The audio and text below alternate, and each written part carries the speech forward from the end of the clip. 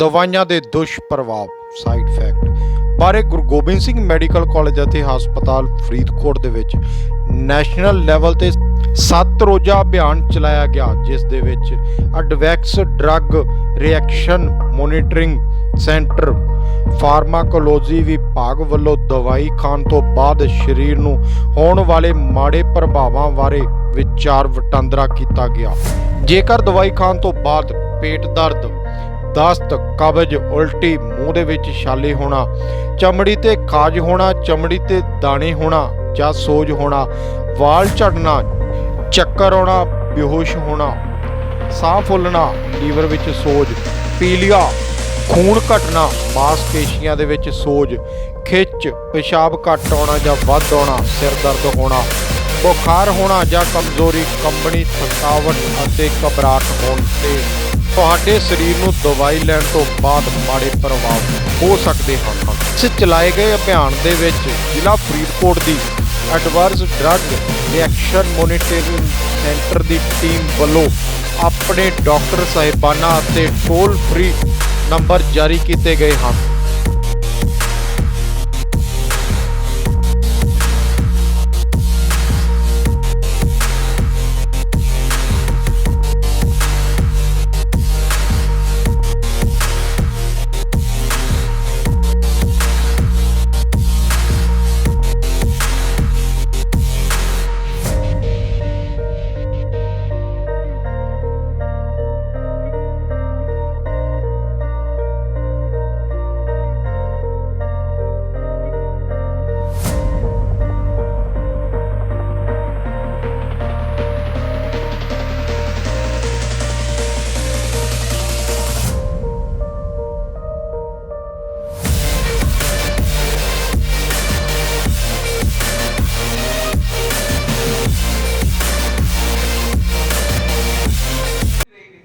Problem नहीं रहेगी ए ने क्या बोला, बी ने क्या बोला, सी ने क्या बोला, डी ने क्या बोला, right? So we need to develop standard operating procedures, and this is what is being done in West and good institutes, and we are also in the process of each and every patient gets the same treatment.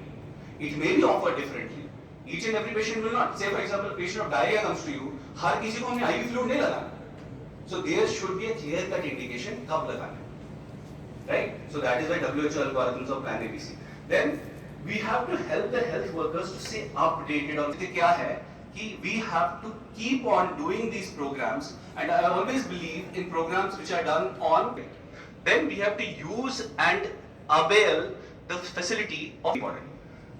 See, जब तक awareness नहीं होगी, you know what your mind doesn't know, eyes cannot see. That is for sure.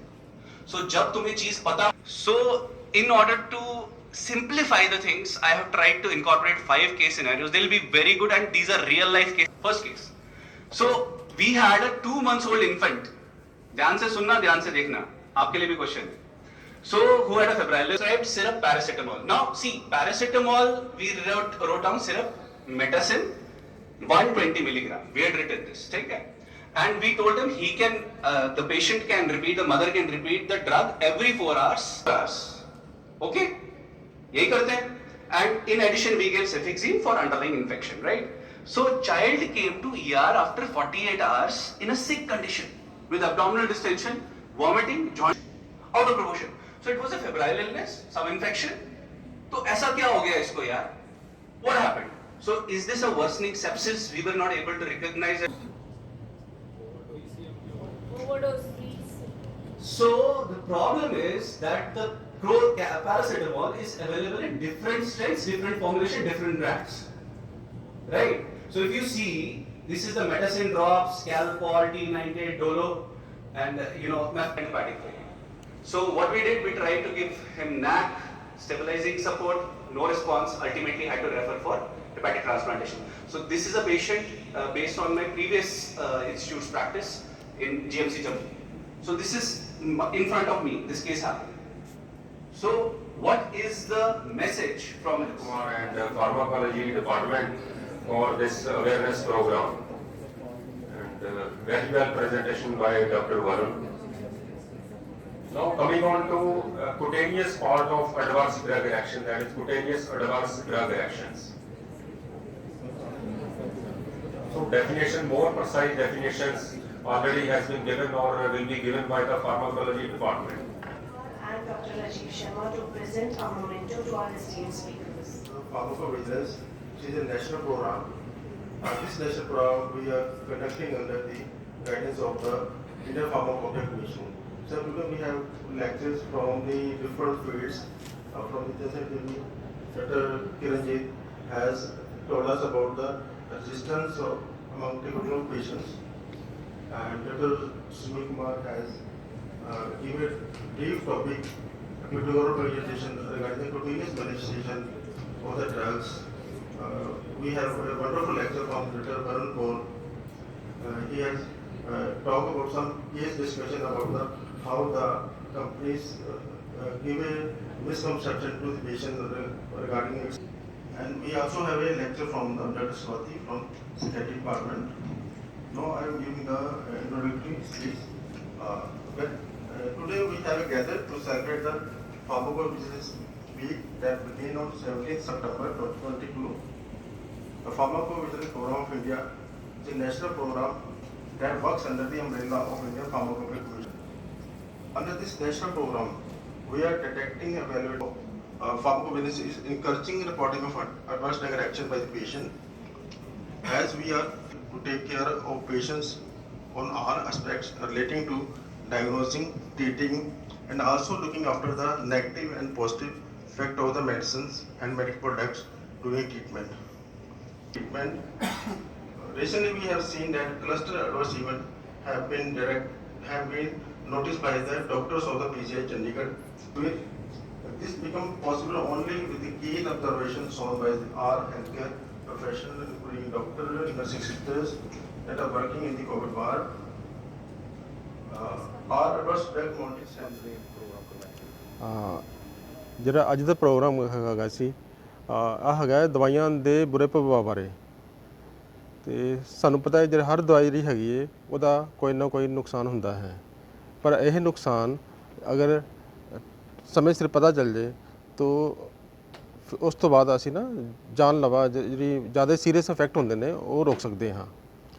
ਤੇ ਜ਼ਿਆਦਾਤਰ ਜਿਹੜੇ side effect ਦੇਖੇ ਗਏ ਹੈ ਉਹ ਹੈਗੇ ਨੇ ਜਿਹੜੇ ਬੁਖਾਰ ਦੀਆਂ ਦਵਾਈਆਂ ਹੁੰਦੀਆਂ ਹੈ, ਦਰਦਾਂ ਦੀਆਂ ਦਵਾਈਆਂ ਹੁੰਦੀਆਂ ਹੈ ਜਾਂ ਇਨਫੈਕਸ਼ਨ ਦੀਆਂ ਦਵਾਈਆਂ ਹੁੰਦੀਆਂ, ਉਹਨਾਂ ਕਰਕੇ ਸਾਨੂੰ ਸਾਈਡ ਇਫੈਕਟ ਜ਼ਿਆਦਾ ਮਿਲਦੇ ਹਨ।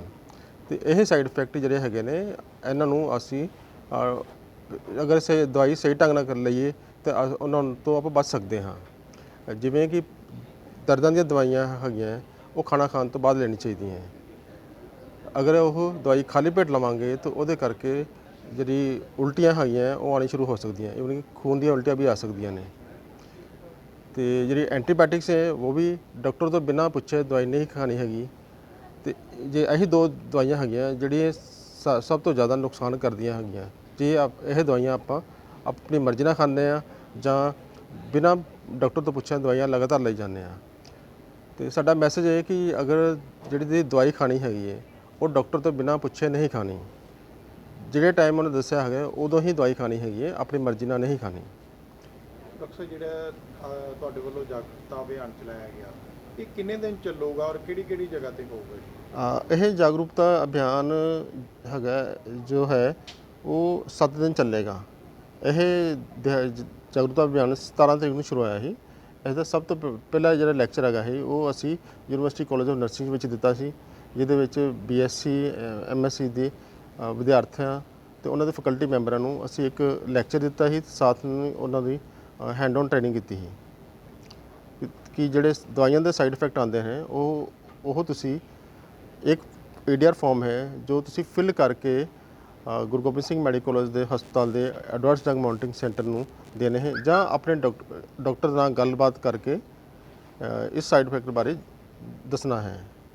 ਸਰ ਇਹਦੇ ਵਿੱਚ ਤੁਹਾਡੇ ਵੱਲੋਂ ਕੋਈ ਨੰਬਰ ਵਗੈਰਾ ਵੀ ਜਾਰੀ ਕੀਤੇ ਗਏ ਆ ਜੇ ਕਿਸੇ ਨੂੰ ਜਿਸ ਤਰ੍ਹਾਂ ਹਾਂਜੀ ਇਹਦੇ ਵਿੱਚ ਇੱਕ ਮੇਰਾ ਨੰਬਰ ਹੈਗਾ ਅਤੇ ਦੂਸਰਾ ਨੰਬਰ ਮਿਸ ਅਮਨਦੀਪ ਕੌਰ ਜੀ ਦਾ ਹੈ। ਉਹ 2 ਨੰਬਰ ਨੇ ਜਿਹੜੇ ਸੂਚਨਾ ਪੱਤਰ ਰਿਲੀਜ਼ ਕੀਤਾ ਉਹਦੇ ਵਿੱਚ ਲਿਖੇ ਹੋਏ ਨੇ। ਕੋਈ ਵੀ ਜਿਹਨੂੰ ਵੀ ਦਵਾਈਆਂ ਦਾ ਕੋਈ ਸਾਈਡ ਇਫੈਕਟ ਆਉਂਦਾ ਹੈ ਜਾਂ ਮਾੜਾ ਪ੍ਰਭਾਵ ਆਉਂਦਾ ਹੈ ਉਹ ਇਹ ਨੰਬਰ 'ਤੇ ਸਾਨੂੰ ਸੰਪਰਕ ਕਰ ਸਕਦਾ ਹੈ। मैं doctor Kamalpreet, assistant professor department of pharmacology ਆ ਜਿਹੜਾ ਅਭਿਆਨ ਸਾਡੇ ਵੱਲੋਂ ਚਲਾਇਆ ਜਾ ਰਿਹਾ ਹੈ, ਆ ਲੋਕਾਂ ਨੂੰ ਦਵਾਈਆਂ ਦੇ ਸਾਈਡ ਇਫੈਕਟ ਦੀ ਜਾਗਰੂਕਤਾ ਬਾਰੇ ਚਲਾਇਆ ਜਾ ਰਿਹਾ ਹੈ। ਇੰਡੀਆ ਵਿੱਚ ਹਰ ਕੋਈ ਬਿਨਾਂ ਡਾਕਟਰ ਦੀ ਸਲਾਹ ਤੋਂ ਜਾਂ ਫਿਰ ਜਿਹੜੀ ਉਹਨੂੰ ਦਵਾਈ ਦਿੱਤੀ ਗਈ ਹੈ ਉਹ ਅੱਧੀ ਅਧੂਰੀ ਲੈ ਕੇ ਬੰਦ ਕਰ ਦਿੱਤਾ ਹੈ, ਜਿਹਦੇ ਕਰਕੇ ਸਿਰਫ ਡਿਜ਼ੀਜ਼ ਨਾਲ ਹੀ ਨਹੀਂ, ਉਹਦੇ ADRs, ਉਹਦੇ ਜਿਹੜੇ ਸਾਈਡ ਇਫੈਕਟ ਹੈ ਉਹਦੇ ਨਾਲ ਵੀ ਪ੍ਰੋਬਲਮ ਆ ਸਕਦੀ ਹੈ। ਤਾਂ ਇਸ ਚੀਜ਼ ਨੂੰ ਅਸੀਂ ਆ ਪੂਰਾ ਪ੍ਰੋਗਰਾਮ ਨੈਸ਼ਨਲ ਲੈਵਲ ਤੇ ਚੱਲ ਰਿਹਾ ਹੈ, ਜਿਹਦੇ 'ਚ ਅਸੀਂ 7 ਦਿਨ ਪੂਰੇ ਅਲੱਗ-ਅਲੱਗ ਵੱਖ-ਵੱਖ ਐਕਟੀਵਿਟੀਜ਼ ਕਰਕੇ ਲੋਕਾਂ ਨੂੰ ਜਾਗਰੂਕ ਕਰ ਰਹੇ ਹਾਂ ਕਿ ਤੁਸੀਂ ਸਾਨੂੰ ਆ ਕੇ ਰਿਪੋਰਟ ਕਰੋ, ਨਰਸਿਸ ਨੂੰ ਰਿਪੋਰਟ ਕਰੋ, ਡਾਕਟਰਸ ਨੂੰ ਰਿਪੋਰਟ ਕਰੋ। ਈਵਨ ਇੱਕ ਵੈਬਸਾਈਟ ਹੈ ਜਿਹਦੇ ਉੱਤੇ ਤੁਸੀਂ ਜਾ ਕੇ ਆਪ ਵੀ ਰਿਪੋਰਟ ਕਰ ਸਕਦੇ ਹੋ ਕਿ ਮੈਨੂੰ ਇਸ ਦਵਾਈ ਨਾਲ ਆਹ ਸਾਈਡ ਇਫੈਕਟ ਆਇਆ ਹੈ। ਤੇ ਇਹਦਾ ਕੀ ਫਾਇਦਾ ਹੋਊਗਾ, ਇਹਦੇ ਨਾਲ ਇਹਦਾ ਇੱਕ ਨੈਸ਼ਨਲ ਡਾਟਾ ਕਲੈਕਟ ਹੁੰਦਾ ਹੈ। ਅਗਰ ਕੋਈ ਦੱਸੂਗਾ ਨਹੀਂ ਕਿ ਮੈਨੂੰ ਇਸ ਦਵਾਈ ਨਾਲ ਸਾਈਡ ਇਫੈਕਟ ਆਇਆ ਹੈ ਤਾਂ ਸਾਨੂੰ ਪਤਾ ਕਿਵੇਂ ਲੱਗੂਗਾ। ਐਵੇਂ ਵੱਖ-ਵੱਖ ਇੰਡੀਆ ਦੇ ਵੱਖ-ਵੱਖ ਏਰੀਆਜ਼ ਵਿੱਚੋਂ ਜੇ ਸਾਨੂੰ ਸਿਗਨਲ ਮਿਲੂਗਾ, ਇਹਨੂੰ ਕਹਿੰਦੇ ਨੇ ਸਿਗਨਲ ਡਿਟੈਕਸ਼ਨ ਤੇ ਸਿਗਨਲ ਜਨਰੇਸ਼ਨ। ਸਿਗਨਲ ਹੀ ਫਿਰ ਨੈਸ਼ਨਲ ਲੈਵਲ ਤੇ ਜਾ ਕੇ ਸਾਨੂੰ ਪਤਾ ਲੱਗੂਗਾ ਕਿ ਇਸ ਦਵਾਈ ਨਾਲ ਸਾਈਡ ਇਫੈਕਟ ਆ ਰਿਹਾ ਹੈ ਤੇ ਇੱਕ ਪਾਲਿਸੀ ਬਣੂਗੀ ਕਿ ਇਸ ਦਵਾਈ ਨੂੰ ਘੱਟ ਡੋਜ਼ੇਜ ਦਿੱਤੀ ਜਾਏ ਜਾਂ ਬੰਦ ਕਰ ਦਿੱਤੀ ਜਾਏ। ਤਾਂ ਸਾਰਾ ਅਭਿਆਨ ਉਸ ਚੀਜ਼ ਨੂੰ ਲੈ ਕੇ। ਡਾਕਟਰ ਸਾਹਿਬ, ਜਿਸ ਤਰ੍ਹਾਂ ਤੁਸੀਂ ਦੱਸਿਆ ਹੈਗਾ ਕਿ ਸਾਈਡ ਇਫੈਕਟ ਬਾਰੇ ਜਾਣਕਾਰੀ ਦਿੱਤੀ ਹੈ, ਜਿਹਨਾਂ ਨੂੰ ਸਾਈਡ ਇਫੈਕਟ ਹੈਗੇ ਉਹਨਾਂ ਦਾ ਫਿਰ ਇਲਾਜ ਕਿਸ ਤਰ੍ਹਾਂ ਤੇ ਕਿੱਥੇ ਕਿਵੇਂ ਕੀਤਾ ਜਾਵੇਗਾ?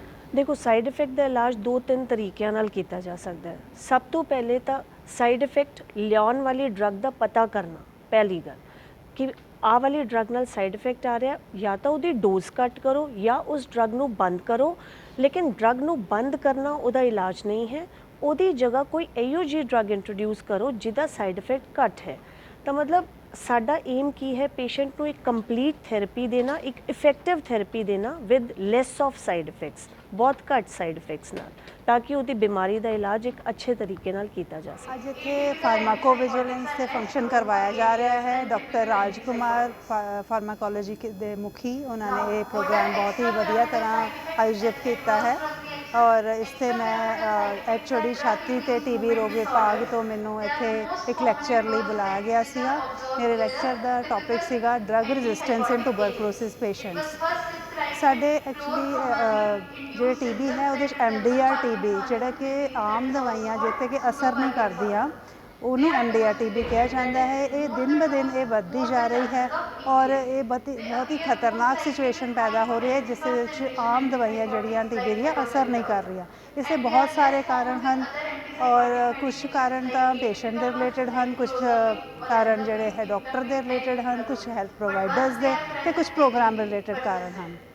ਜਿਵੇਂ ਕਿ ਜੇ ਆਪਾਂ ਪੇਸ਼ੈਂਟ ਰਿਲੇਟਡ ਕਾਰਨ ਦੇਖੀਏ ਤਾਂ ਪੇਸ਼ੈਂਟ ਜਿਹੜੇ ਹੈਗੇ ਆ ਮੁਫਤ ਦਵਾਈਆਂ ਮਿਲਣ ਦੇ ਬਾਵਜੂਦ ਵੀ ਦਵਾਈਆਂ ਜਿਹੜੀਆਂ TB ਦੀਆਂ ਠੀਕ ਤਰ੍ਹਾਂ ਨਹੀਂ ਲੈ ਪਾ ਰਹੇ, ਨਹੀਂ ਲੈਂਦੇ।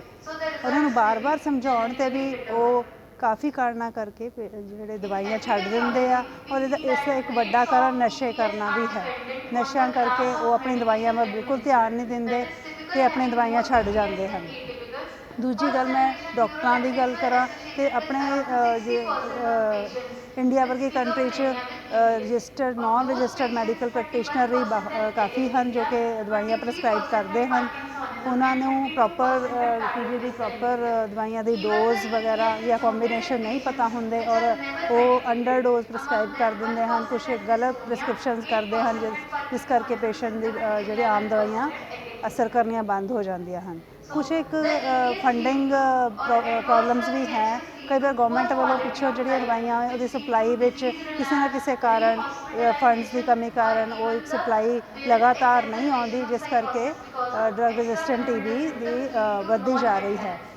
ਸੋ ਇਹ ਸਭ ਕਾਰਨ ਹਨ ਜਿਹੜੀ ਡਰੱਗ ਰੈਜ਼ਿਸਟੈਂਟ TB ਦੇ ਵਧਣ ਦਾ ਕਾਰਨ ਬਣਦੇ ਹਨ ਔਰ ਮੇਰੀ ਇਹੀ ਲੋਕਾਂ ਨੂੰ ਇੱਕ ਦਰਖਾਸਤ ਹੈ ਕਿ TB ਦੀ ਦਵਾਈ ਬਿਲਕੁਲ ਮੁਫਤ ਮਿਲਦੀ ਹੈ ਔਰ ਇਸ ਲਈ ਉਹ ਪੂਰਾ ਇਲਾਜ ਆਪਣਾ ਠੀਕ ਤਰ੍ਹਾਂ ਕਰਾਉਣ ਤਾਂ ਕਿ ਉਹ ਠੀਕ ਹੋ ਸਕਣ ਅਤੇ ਸਮਾਜ ਵਿੱਚ ਵੀ ਡਰੱਗ ਰੈਜ਼ਿਸਟੈਂਸ ਜਿਹੜਾ ਹੈਗਾ ਘੱਟ ਸਕੇ। Thank you. सत श्री अकाल सारे मेरा नाम डॉक्टर वरुण है और मैं एसोसिएट प्रोफेसर हूँ मेडिकल कॉलेज फरीदकोट में। तो आज टॉपिक था रिगार्डिंग एडवर्स ड्रग रिएक्शंस, मतलब दवाइयों के दुष्प्रभाव जो हमें पता नहीं होता बच्चों के, जब हम बच्चों को देते हैं दवाइयाँ तो उसका सबसे बड़ा कारण होता है बहुत सारी दवाइयाँ इकट्ठे देना, उन दवाइयों के बीच की इंटरेक्शन का ना पता होना कुछ जेनेटिक फैक्टर्स होते हैं, कुछ फीमेल सेक्स प्रिडोमिनेंट है, कुछ जेनेटिक पॉलीमॉर्फिज्म्स होते हैं।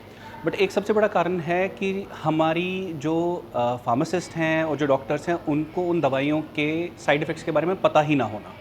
सो ये जागरूकता बढ़ानी बहुत ज़रूरी है पेशेंट्स के बीच में भी, फार्मासिस्ट के बीच में भी, डॉक्टर्स के बीच में भी, कि हर दवाई का क्या क्या साइड इफ़ेक्ट होता है, उसको कैसे टैकल करना है और कम से कम दवाइयों में कैसे पेशेंट को ठीक किया जा सकता है रादर दैन यूजिंग पॉलीफार्मेसी।